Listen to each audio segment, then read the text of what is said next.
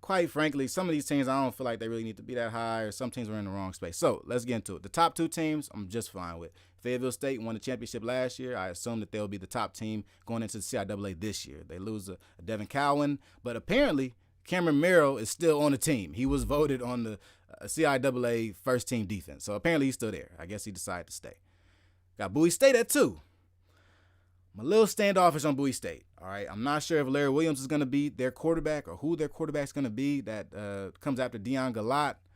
But after Jerron Johnson, then going to Deion Galat, the quarterback is going to be expected to be the guy and be like kind of like a program builder. I need this next Bowie State quarterback to be the guy that brings Bowie back to that championship status CIAA that we saw with Coach Damon Wilson. So number 3. I think Virginia Union is honestly the best team in the CIAA. Teams could, you could act like this or that, but they only lost one game in the CIAA last year. And a game that really hurt and kept them out of the CIAA championship. But who's going to stop Jada Byers? Can anybody? I'm not sure. I don't think anybody in the CIAA can. I think he could go for almost 2,000 yards again this year. So, to me, Virginia Union is my favorite to win the CIAA. So we got Shaw at 4. I think Shaw could have been a little bit higher. I think they'll end up playing for a conference championship game. I think that their offense is just so potent. So potent. You bring over quarterback Silas Cruz from Livingstone is pretty good. You still have Christian Peters, your quarterback, wide receiver, athlete, return guy. You still got Cindy Gibbs on offense also. This offense is incredibly powerful. We'll get to see the full Brothers offense in like maybe week 2 against Benedict because Benedict's defense is very good. But I think this offense might set some waves in the CIAA this year, honestly. And then we got 4. We got Virginia State. I think this is also a team to watch. Their coach Henry Frazier, came out and said they have 35 to 40 graduate players.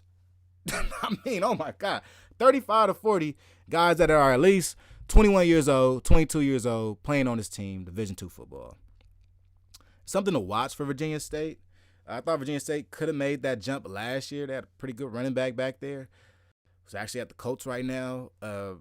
So I'd look for them to take this leap, but I think we can all see now that it's pretty much a free-for-all in the CIAA. Every team has decided to become very stacked or stack up on talent since the Bowie State days where they were just dominating the conference for the past 4 years. So next we got Salem. Winston-Salem State, they're too high. At 7, no, too high. This team looked horrendous last year at times. Offensively, very bad. I know they're bringing a new offensive coordinator, Chris Barnett. I think he'll change things up for the offense over there. But no, just no.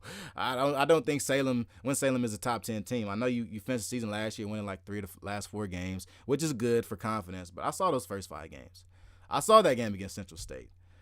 There are some things in that program that need to be fixed, and it may take time. I'm not sure if Salem is still a middle-of-the-pack team. I know they finished in the middle of the pack last year in the CIAA, but they just don't look the part. At 9, Bluefield State. Bluefield State is the new booties in the CIAA. They are the new guys. Coach Tony Coaxum come in. I got a chance to ask Tony Coaxum about his quarterback, Devin Freeland, while on the Golden Boot podcast about a week ago, and he had nothing but great things to say. I'm excited about this Bluefield State team. I got to be honest. I am very excited from what I've heard about their stadium down in West Virginia and what it does to people and how people feel about it and how it's inside the mountains and how they have a big high school game down there that brings around 15,000 people down there to watch a game. I'm excited for what Bluefield State could be in the CIAA. Not only from their stadium and their coach and their quarterback, Devin Freeland, but what they've done the past 2 years against CIAA opponents. Last year, they beat Johnson C. Smith 35-34 in a thriller. They lost to Virginia State 28-7. Virginia State was somewhat contending for the CIAA last year, which has to make you think that this Bluefield State team is not that far from winning a CIAA championship. Maybe, right? Maybe if we're just going based off of one game. But I'm excited about them because they are so competitive with teams that are already good in the CIAA. In 2021, they won both of their CIAA games. They beat Elizabeth City 35-27, and they also beat Johnson C. Smith 20-12. I really want to see them get a whole full gauntlet of CIAA teams. They seem ready to go. They match up pretty well with them. They have a good offense. They have a great coach. They walk up into their stadium.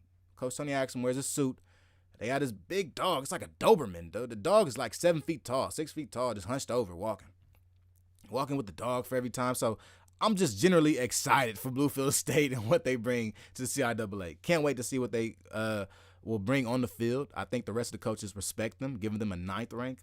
We saw Edward Waters get ranked like at 13th last year in the SIAC as a new team. So the respect levels differ. Okay, they really do. So here we go. At 10 is Lincoln. So I think this is probably one of the most disrespectful picks, okay, because Lincoln, they have the best quarterback in the CIAA. If you don't believe me, you could just ask the coach in the CIAA. They voted him as the top quarterback in the CIAA this season. He is preseason first-team quarterback.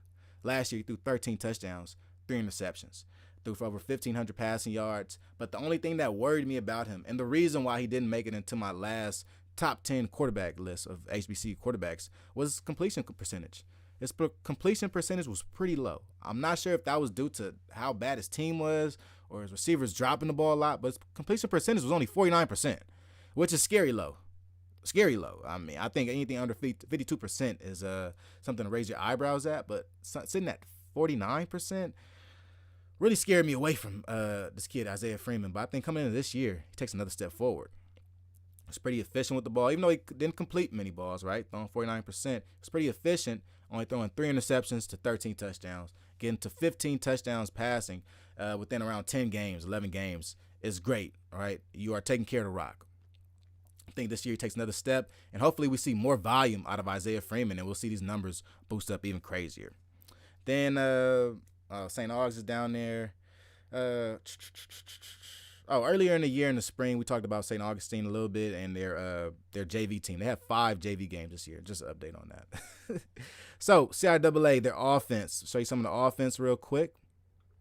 So, of the CIAA offense, like I said, you got Isaiah Freeman at quarterback, who is the guy. He's the guy at Lincoln and is the best quarterback in the CIAA. There haven't been very new quarterbacks going to CIAA. There was a quarterback from Mississippi Valley that transferred to Elizabeth City, which is kind of interesting. There wasn't many other quarterback moves into the CIAA, though, quite honestly. I think Isaiah Freeman's probably one of the best, and I think Devin Freeland of Bluefield State is probably one of the best quarterbacks also, along with a guy like Silas Cruz down at Shaw. Now, at running back, Jada Byers, Sidney Gibbs, 2 very good running backs, right? Jada Byers is your do-everything running back, your speed guy, your most dominant running back in Division II football, and the best running back in HBCU football.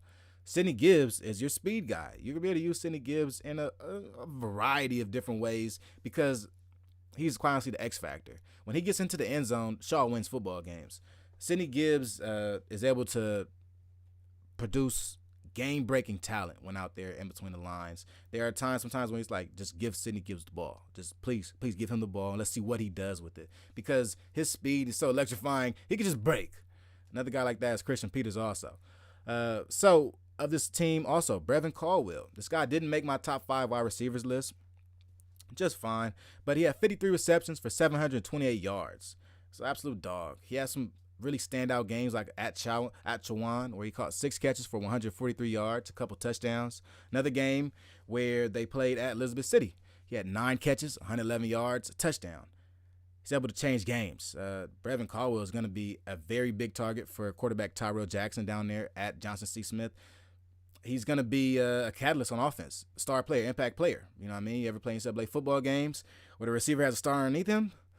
That's Brevin Caldwell. Okay, you got to watch out for him. He's your guy.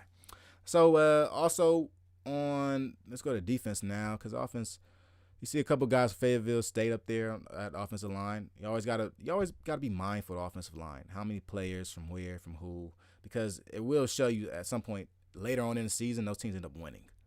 So their defense, CIAA defense. Let's look at their defense. So most notable on their defense is their star safety, Eric Best, who is quite frankly one of the best safeties in HBCU football. He's a dog, ball hawk. He gets there. He goes from hash to hash.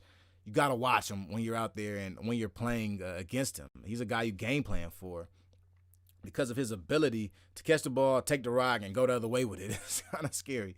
Another guy is Willie Drew. Willie Drew from Virginia State is a great defensive back. Defensive back that shuts down a lot of sides. And really, I like his game a lot. Jay Boyd is a great one, and Jadon Carter also another great defensive back that's out there at Bowie State. So let's get on to the most obvious down here. Cameron Merrill. Okay, we see Cameron Merrill on that list. So he's returned to Fayetteville State. He's coming back. He's going to make a difference for this Fayetteville State defense because of where he can go, what he can do. You lose Devin Cowan, but keeping Cameron Merrill, just keeping one of those impact guys really helps, and it's great for retention and trying to keep the morale up of the rest of the team, because right now, going into the season, it's only a couple more weeks to the season, 3-4 weeks until you're practicing out there with your guys. You want to have everything in your arsenal to win a CIAA championship. So Cameron Merrill could still be the impact guy that Fayetteville State needs without Devin Cohen.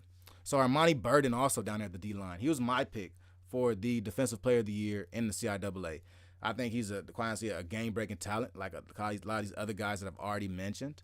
He's going to be playing outside linebacker and defensive end for Virginia Union. So I think he'll be moved around a lot and be able to be a pressure guy for Virginia Union. Whenever they want to apply pressure at whatever place on the offense they want to apply pressure at, you put Armani Burden at, and you let him just go. Just let him attack. All right, so that was a majority of our slate. We had a lot of stuff this week, guys. But now we're going to get into the 2-minute drill. We got this 2-minute drill where we're going to go in and talk about a couple different topics that we wouldn't spend a terrible amount of time on usually. But in this case,